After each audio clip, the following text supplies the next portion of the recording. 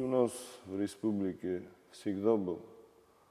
Бокс всегда занимались дети, есть у нас хорошие традиции по боксу.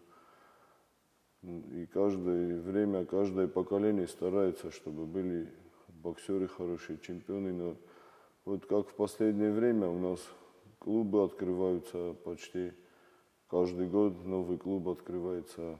Много детей занимается по боксу.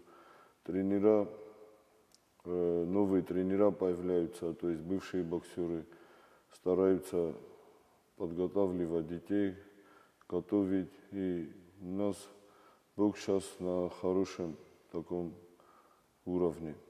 Профессиональный бокс у нас не в таких больших масштабах, но есть у нас хорошие боксеры, перспективные боксеры. И это не только я, мое мнение, это специалисты все отмечают. Это Мурат Гасиев у нас, Козаев Аслан, он уже боксер такого большого уровня. Есть у нас Кулумбегов Марат. И то есть детям, которые занимаются в залах, в любительском боксе, у них у всех есть мечта выиграть чемпионский пояс среди профессионалов.